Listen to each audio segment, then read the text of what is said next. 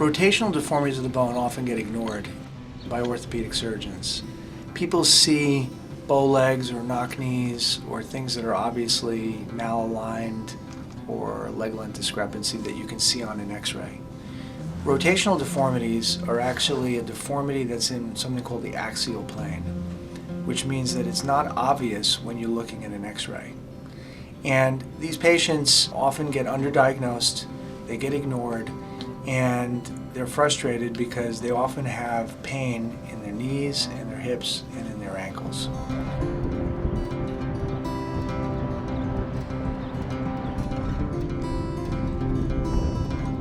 It started a while ago. I was about 11, 12 years old. I had a lot of pain when I was running, playing soccer mostly, and it started getting a lot worse. I saw a specialist at HSS who said I could possibly grow out of it. So listened to him, and he was right. I did some physical therapy for it, but I really did grow out of it. And it came back in my 20s. I was still having a lot of pain, and that's when I went back to HSS, and I saw a few different doctors that led me to Dr. Rozbruch. I thought my problem was with my knees. That was really the main thing that was hurting me. And Dr. Rozbruch explained that it was pretty much everything except my knees. So all the bones in my legs were crooked. Femoral anteversion by itself means people walking in-toed. Femoral retroversion by itself means people are walking external or sort of duck walk. External tibial torsion, which is the rotational deformity in the leg bone, not the thigh bone, means that they're walking duck walk. Internal tibial torsion means that they're walking in-toeing. Now, sometimes you'll get combos of them, and that's a really interesting condition, which has been referred to commonly as miserable malalignment. It's not a very nice term, but that's what has been out there, and that's a lot of people recognize the condition from that.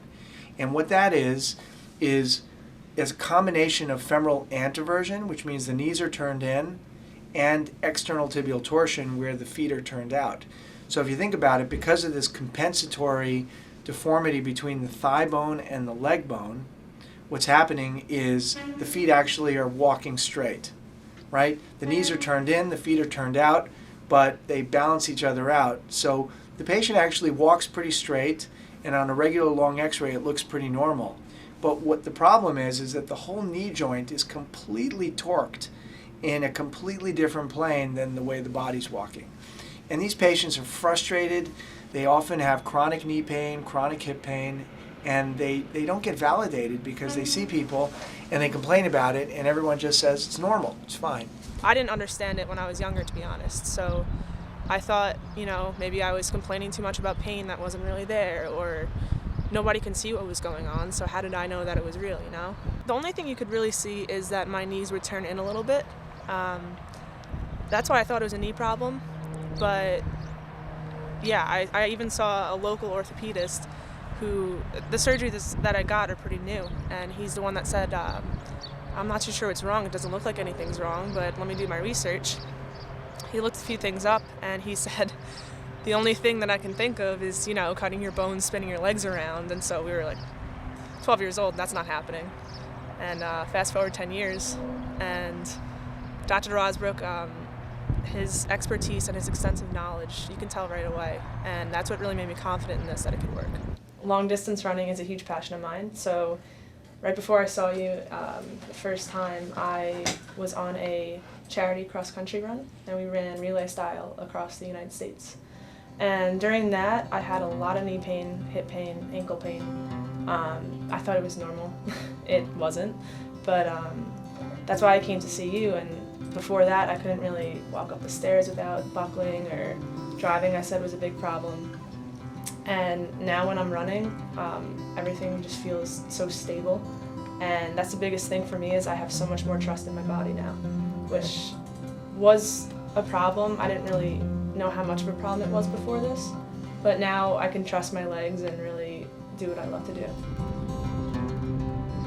I've always loved being active. In high school, I was on the soccer team, cross-country team, and I'd always loved being out there. I'm not someone that wants to stay inside. I just want to get out there and run.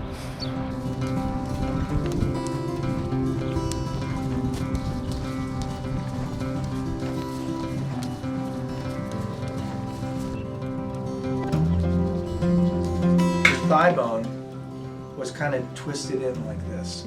It works well when the knee is going in the same direction as the body. But when your knee is turned in relative to your hip, what ends up happening is your knee is off plane, and it creates this buckling or this sort of instability, and it creates a lot of abnormal forces, biomechanical forces in the knee. I would always be running cross country or playing soccer, wondering why my legs would go out to the sides a little bit, and wondering why I couldn't be fast like everyone else. And Dr. Rozbruch helped explain that I would have to actually physically take my legs back in my stride. So I could never really achieve that speed that I wanted to. It's really frustrating when I was younger and on cross country, and I just couldn't really get the times that I wanted. You're driving this way and your tires are turned in. It's just That's what not, I felt like. Right, it's not a good situation. The way to correct them, once it's diagnosed and once you understand what you're dealing with, is to do an osteotomy, which means cut the bone and spin the knee relative to the hip into a normal orientation. Traditionally, this was done with big open incisions and plating techniques, but actually what we've come up with are very minimal incision techniques for this. And what we do is we use an intramedullary rod. So what we are doing is making a tiny pinhole incision at the hip area, gaining access into the hip through a small window. And once we're inside the bone is like a pipe, it's hollow on the inside. We're able to insert a rod inside the marrow cavity of the bone. Once the rod is inside, the osteotomy can be rotated around the rod, and we use very specific, very precise markers to note the amount of rotational correction we're doing. And I would say a typical rotational correction is anywhere from 20 to 30 degrees. And so we're spinning the knee relative to the hip. It's very stable over the intramedullary rod, and then the rod is locked in place. And the analogous procedure is done in the tibia. We have a large experience with it. It's been very successful. Patients are able to improve their level of function and decrease their level of pain substantially. With all my injuries and other things, I've gone through a lot, and running, playing soccer, and just running in general has been my outlet for everything. If I was having a bad day, I would just get out there on the pavement, and it's just been my safe haven, and I didn't want to lose that. I was really nervous about losing that. So the fact that not only do I still have that, but it's going to be even better than it was before, it just blows my mind. And back, it's great. So much progress. And you know what? I will say that you still have 6 months of improving ahead of you. Really? As you get stronger, and as the bone gets stronger, it's going to feel even better. Incredible. I'm excited for you. Me too. I'm so excited. Thank you. Awesome.